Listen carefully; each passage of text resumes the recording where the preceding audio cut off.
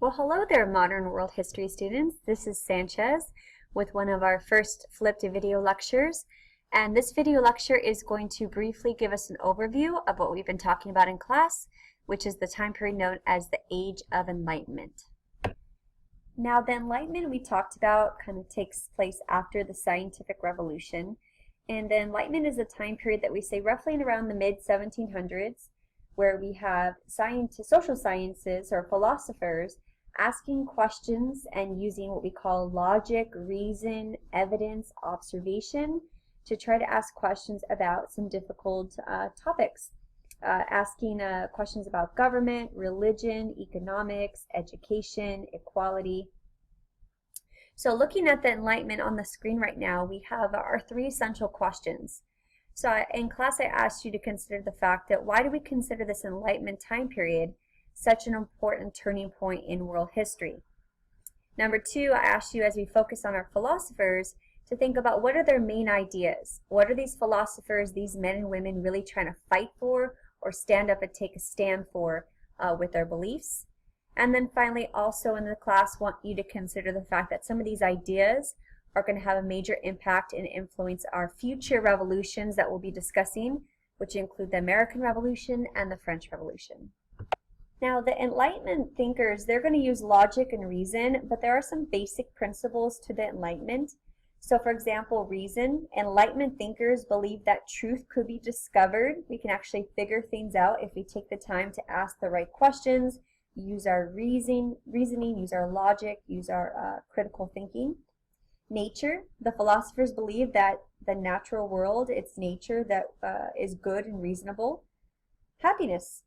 The philosophers actually rejected the old school belief that people should find joy when they die or when they go to heaven, and actually that we should be happy here on earth, and we should make sure that our happiness is protected and celebrated. Progress. The philosophers have that growth mindset. They think that people can improve and humans can be trusted and things are going to get better. And then finally, liberty. The philosophers are going to call for the basic liberties and freedom. We're going to see that these freedoms and liberties are going to be stressed, especially when we look at those documents of democracy. All right, the first philosopher we introduced today in class was Thomas Hobbes. Thomas Hobbes is a philosopher that comes roughly around, right around the 1600s. In his work, The Leviathan, which is published in 1651, his kind of main ideas is that people need a strong government or supreme power to keep people in line and keep the government safe and peaceful. Thomas Hobbes has the kind of pessimistic viewpoint that inherently people are selfish, they are bad, they're looking out for number one, and you can't give people the power if they can't be trusted. So Thomas Hobbes is going to have the perspective of that we need a strong, he would probably say a monarchy, and someone that actually can guide and control the government to keep us safe. We said that Thomas Hobbes is very influenced by what he sees happening in England, the English Civil War, and that's going to change his perspective in terms of how he approaches his ideas on government. Now, our second philosopher, John Locke, he definitely has a different, more positive view of human nature. He believes that people actually can learn from experience and they can improve themselves. People in general are reasonable, they can be trusted, and bottom line, people and human beings have the natural ability to actually control and make decisions about their own lives and what's best for society. So Locke would definitely criticize or not be a fan of this whole idea of absolute monarchy, and he was really in favor of self-government, which of course self-government, that should be connecting to our discussion of democracy. Bottom line, Locke is going to promote, we talked about in class, the concept of natural rights. The big three, which stand for life, liberty, and property. And Locke would say the whole purpose of the government is to protect those rights. He was a very strong supporter of consent of the governed, one of our democratic ideals. And the big part of that last quote we talked about in class, the moral obligation to rebel. So if the government's not protecting those rights, if the government fails to do that, citizens have the right and even the responsibility to overthrow it.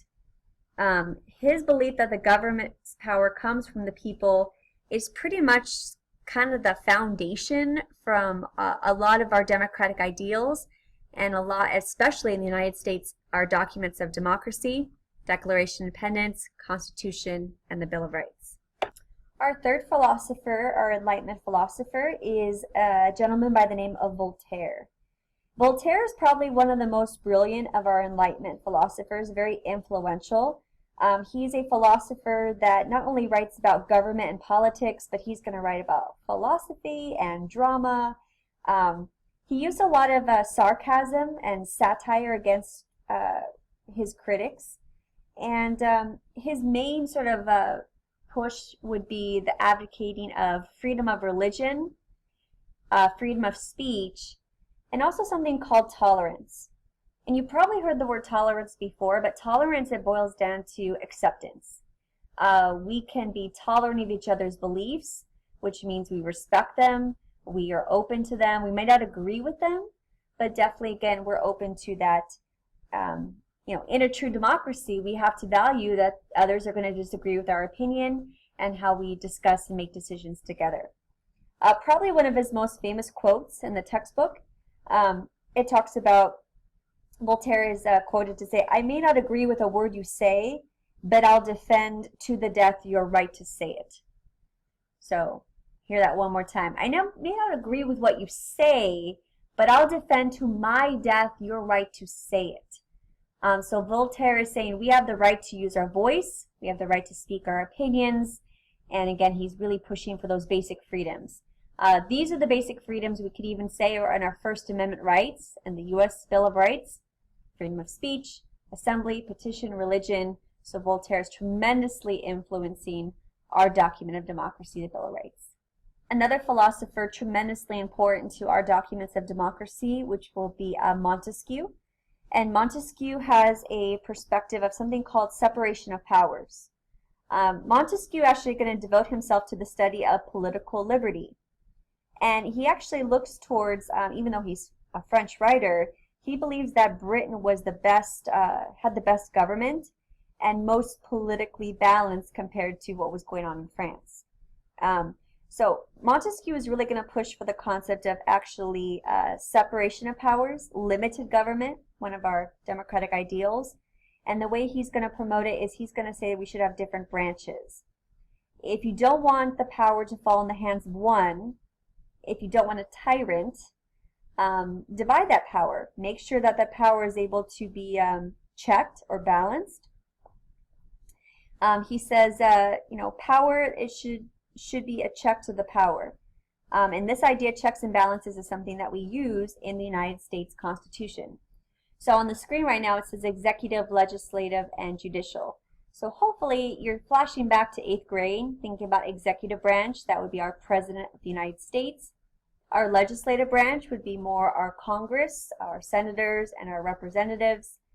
And the judicial branch would fall into those courts, Supreme Court, and different justices. Our next philosopher is going to be another Frenchie, Jean-Jacques Rousseau. Jean-Jacques Rousseau's main ideas goes along with what we've mentioned before with Locke. He definitely has the perspective that humans are basically good by nature. And for the most part, Rousseau would also say that people should have more voice and should definitely have more power in their government. Rousseau's a little bit farther along than we even look at Locke. Rousseau would argue, even go back to the Greeks, the idea of direct democracy. That just because you're a leader, or just because you have a title, or just because you have some place in the government, doesn't necessarily give you more power in how to organize and control society. So he believes that kind of the structure that a lot of the governments were using had the potential to destroy some of those freedoms and equality. So he would definitely, for example, be extremely against Thomas Hobbes, completely different. His idea, the social contract, was an agreement between the society and the government. Agreement that among free individuals to create a society and establish that consent of the governed. All right, and last but certainly not least, our last philosopher with the title on the screen, Women and the Enlightenment. The philosophers of the Enlightenment are going to challenge many assumptions about government and society. but they often took a more traditional view towards women. For the most part, women at this time, they weren't necessarily included in the discussion. When we're talking about all men are created equal or all men have rights, sad to say, ladies, we weren't included in that equation. There was one woman in particular who stepped up that was trying to write and trying to promote status for women. The woman on the screen right now, we have Mary Wollstonecraft. And Mary Wollstonecraft would say, bottom line, women have a voice and women need to be included in this discussion, and also they should be allowed the opportunity of an education.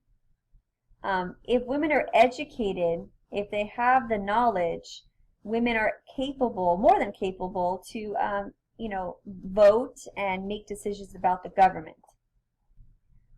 Women need to be virtuous, and when it says virtuous, we're talking about good. The fact that more than just women, necessarily be wives or mothers or just another pretty face, but rather she argued women like men need an education to be involved in male-dominant fields, like of medicine, like of politics, like of philosophy. So Mary Wollstonecraft was tremendously important in trying to stand up and trying to make sure that women were included in this discussion of the Enlightenment. Alright, so that will wrap up our video lecture for today, introducing our Enlightenment thinkers. The Enlightenment thinkers are going to challenge a lot of those long-held ideas about society. They're going to bring us new ideas using that logic and reason. And like we mentioned before, are going to have a tremendous impact on changing ideas for our future revolutions to come. Hopefully this was a useful review tool for you guys, and we're going to take this discussion, this video lecture in class when we build on it for our Enlightenment interviews. Alright, I'll see you guys in class.